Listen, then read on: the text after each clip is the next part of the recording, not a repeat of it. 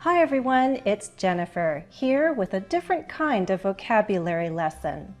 We're going to look at foreign words in English. It's actually not such a strange topic because we all know that language develops and changes over time. There are different influences on a language, and that includes the influence of other languages. So are you curious to know some of the foreign words in English? Then let's get started. Carpe diem.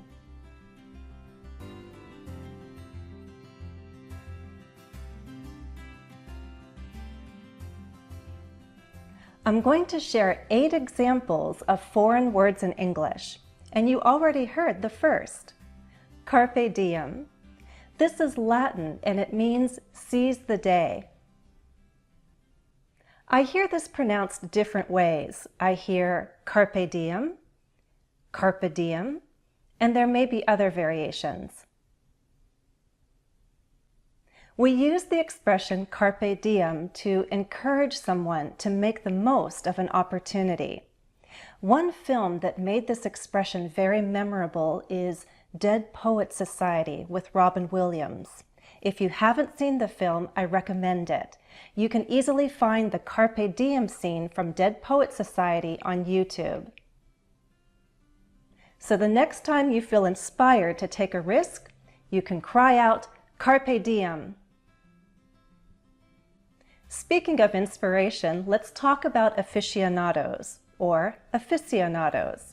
I've heard it said both ways. We borrowed this word from Spanish, but here in the US, we definitely say it with an American accent. It comes from the Spanish verb to inspire affection. You can be an aficionado of something, an aficionado of wine, of art, of tennis.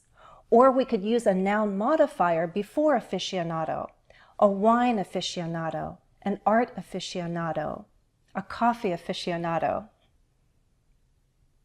Similar words are lover and enthusiast. We can talk about a wine lover, an art enthusiast, a tennis enthusiast. So aficionados are people who love something, and they've gained a lot of knowledge about this subject with great enthusiasm. You can tell me in the comments what kind of aficionado you are. One language we've borrowed heavily from is French. We could have a few lessons on French words used in English. Here's one you may hear in the news these days, tête-à-tête. Literally, it means head to head, but it refers to a private conversation. Think of it as two people putting their heads close together for a private talk. I was at the hairdresser's the other day, and I heard a woman talking to her friend as she was leaving. She said, "Call me sometime next week. We'll have a tête-à-tête." But what really caught my attention was her pronunciation. She said a tête-à-tête. I don't say it that way, but again, there are variations with these foreign words in English.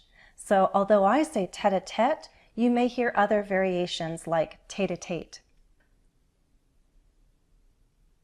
If you're ever unsure about pronunciation, you can go to an online dictionary, especially a learner's dictionary. They'll have speech models for you to listen to. Another resource I've recommended to learners is Youglish, youglish.com. Just type in the word and you can even filter for British, American, and Australian English. Think about the world news right now. Do you know which 2 political leaders are scheduled for a tête-à-tête?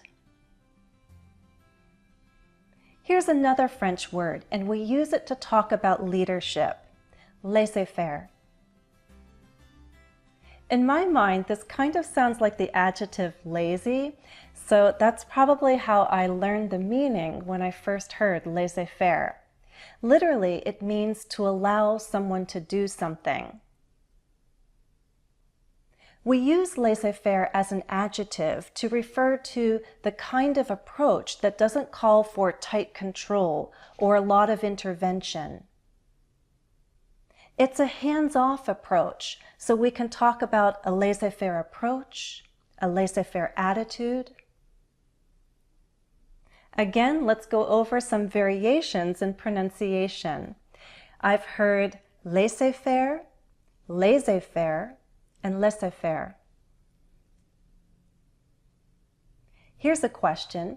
Would you prefer to work for someone who supervises you very closely, or would you prefer someone who has a very laissez-faire leadership style? Did you know English also makes use of Italian words? When the weather grows warm in the US, more and more restaurants offer alfresco dining. That means eating in the open air. In other words, these restaurants have outdoor seating. Alfresco can be written as one or two words. I've seen it both ways. It comes from the Italian word fresh, so think of alfresco dining as eating in the fresh open air. Do any cafes in your area offer alfresco dining? Or maybe at home you sometimes eat alfresco. The next foreign word is a fun one, and I admit even I have trouble spelling this one, but luckily I don't usually have to write it. I only use it in conversation. Doppelgänger. Can you guess the origin? Doppelgänger. It's German. It usually refers to someone who looks exactly like you. You might tell a friend, "I saw your doppelganger at a store yesterday. It was so weird." As I understand, this word comes from the German idea of having a double, like a ghostly double. Have you ever seen someone's doppelganger? Let's shift back to French. If I talk about people leaving en masse, voting en masse, or protesting en masse, can you guess what kind of numbers I'm talking about? I'm referring to a high number, right? En or en masse refers to the whole, a whole group. We use it as an adverb to explain that people are acting as a whole group, one body. Why might people rush to the exits en masse? I'll end with an expression that will help you explain your position on a topic. Per se comes from Latin, and it means by itself or in itself. Sometimes you need to explain your general view or opinion on a matter, and then comment on a more specific aspect or case. Here's an example. I don't have a problem with tattoos per se, but covering yourself head to toe with them can be somewhat distracting. Here, per se is like in general or overall. What do you think about social media? Use per se to create a contrast between a broad view and a narrow view. Here are the questions I asked. You can use them for practice. Answer in the comments. Carpe diem. I'll do my best to offer corrections as time allows, but you can also help one another, okay?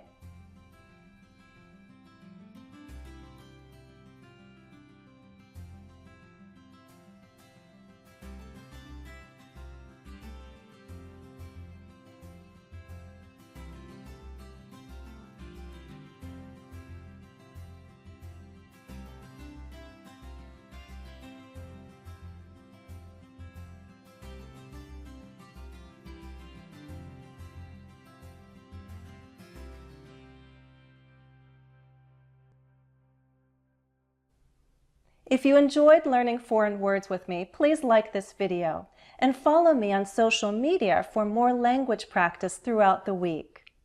That's all for now. As always, thanks for watching and happy studies.